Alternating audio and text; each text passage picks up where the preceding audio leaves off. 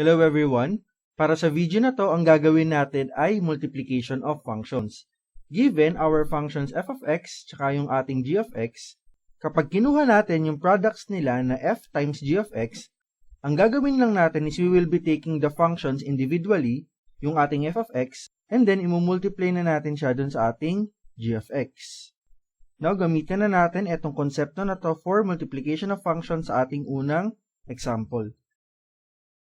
So let us have this. We have to perform our multiplication f times g of x given our functions.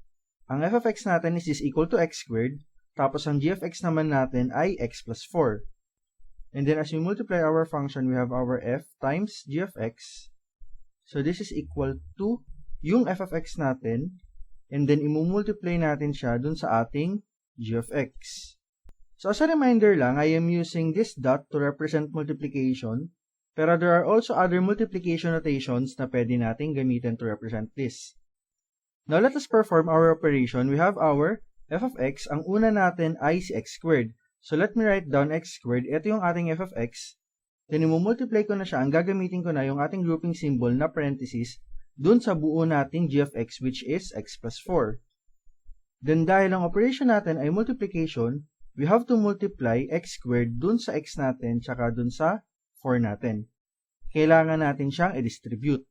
Since pareho sila ng variable na x, they share the same base, and then magkaiba lang sila ng exponent, what we do is we apply our laws of exponent. Na kapag meron ka exponents with the same base, for example, pareho silang x, and then ang exponents nila ay a at p, ang ginagawa lang natin is we copy the base, tapos ina-add lang natin yung exponents. In our case here, yung ating x squared times x, yung x natin na pangalawa, pwede natin siyang lagyan na exponent na 1. Since they share the same base na x, i-add lang natin yung exponents nila na 2 and 1. Then this is just equal to, yung 2 plus 1 natin is just 3, kaya this is x cubed. So we have our x squared times x as x cubed. Then, kailangan naman nating i-multiply si x squared times 4. Since 4 lang naman siya, and then yung x squared natin ay variable, then 4 times x squared, that is just simply 4x squared. And then as we check our variable, isa lang naman si x cubed, isa lang din naman yung x squared natin. So the products, f times g of x, this is just equal to x cubed plus 4x squared. Madali lang naman siya, kailangan lang natin mag-recall ng operations ng variables saka yung ating laws of exponent. Now let us proceed with our second example. We have to perform our f times g of x given our functions. Yung f of x naman natin is x squared plus 12, tapos ang g of x natin is 6x minus 3. Now, meron tayong dalawang terms na imumultiply natin sa dalawang terms din. Kaya isulat natin siya, we have our f times g of x. So, this is equal to separately yung ating f of x times yung ating g of x.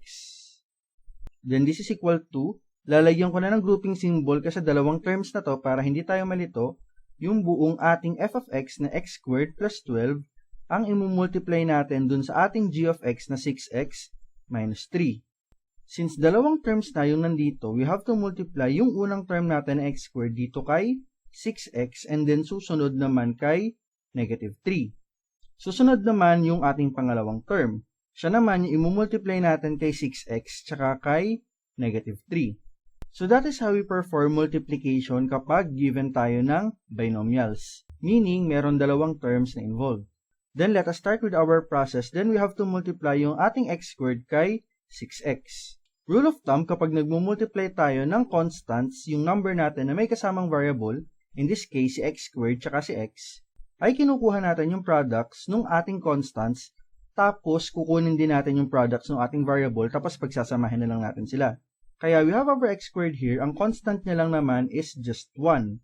Kaya if we multiply, 1 times 6, that is simply 6. Tapos yung x squared natin times x, since they share the same base, x, tapos ang exponent ni x squared ay 2, tapos si x naman ay 1, then we copy the base, tapos i-add lang natin yung exponent. So x squared times x, that is x raised to 3. Now as we proceed, we have our x squared times negative 3.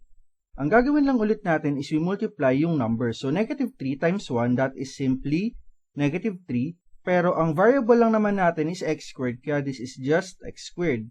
Then dito naman tayo sa ating 12, wala naman siyang variable, imumultiply lang natin siya dito sa ating 6x. So we have our 12 times 6, that is 72, and then yung variable natin na x. And then lastly, we have our 12 times negative 3. That is just simply equal to negative 36. Then we check our variables, isa lang sa x cubed, isa lang sa x squared, isa lang yung x, tapos isa lang yung number natin. So our f times g of x, as we multiply them, this is equal to our final answer, 6x cubed minus 3x squared plus 72x minus 36. Now let us proceed with our third example. Let us do our multiplication, pero we will make the process faster than our usual explanation. So again, kukunin ulit natin yung products. We have our f times g of x. Ang functions naman natin ay, ang ating f of x ay x plus 5, tapos ang g of x naman natin ay 2x squared plus 3x minus 2. Then performing the operation, we have f times g of x.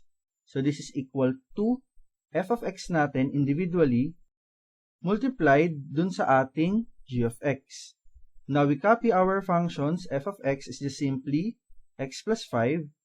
Tapos ang g of x naman natin ay 2x squared plus 3x and then minus 2. Then we perform our multiplication. Mag-umpisa muna tayo dito sa ating x. Let us multiply it to 2x squared to 3x and then to negative 2. Umpisahan muna natin si ating x times 2x squared. Si x, ang constant lang naman niya is 1. Kasi 1 times x is still x. Working on our constants, 1 times 2 is just 2. Tapos x times x squared, exponent ni 1 ni x plus 2, that is x cubed. Then yung pangalawa natin, we have our x times 3x. 1 times 3, that is simply 3. Tapos x times x, they are both raised to 1. 1 plus 1 is 2, kaya this is x squared. Now lastly, para kay x, we have our x times negative 2. Walang variable si negative 2, kaya 1 times negative 2 is negative 2. Tapos kopyahin natin yung variable na x. Then let us work doon naman sa ating 5. Imumultiply natin siya kay 2x squared, kay 3x, saka kay negative 2. Simulan muna natin kay 2x squared. We have our 5 times 2, that is 10. And then, kopyahin lang natin yung ating variable na x squared. And then, dito tayo kay 5 times 3x. This is simply 5 times 3. So, that is 15. And then, yung variable natin na x. And then, lastly, we have our 5 times negative 2. Positive times negative, that is negative. Kaya, this is negative 10. Let us check our variables. Meron tayong dalawa na may x squared. And then, meron tayong dalawa na nasa x. So, let us rearrange our terms dun sa pinakamataas na exponent ni x. Let's start with our 2x cubed, siya lang naman. Tapos, yung x squared, we have our 3x squared plus yung ating 10x squared. So, this is a common practice para mas presentable yung ating solution. Then, we have our negative 2x for x and then plus 15x. Lastly, yung ating number lang na minus 10. Then, performing yung operations dun sa ating variables, we have our x squared, 3x squared plus 10x squared. Dahil pareho silang x squared, i-add lang natin yung coefficients nila. So, that is 3 plus 10, kaya that is 13. Sulat muna natin to. We have our 2x cubed, tapos yung sagot dito na 13x squared. And then, for our x, meron tayong negative 2x tsaka 15x. Again, same variable na x, kaya ang kukunin na lang natin ay negative 2 plus 15, that is positive 13, and then yung x, and then yung number natin, we have our minus 10. Since magkakaiba na sila ng variables, hindi na natin siya kayang i-simplify further, then ang products natin, we have our f times g of x. So this is simply equal to 2x cubed plus 13x squared plus 13x minus 10. This is our final answer. And this is the process of multiplication of functions.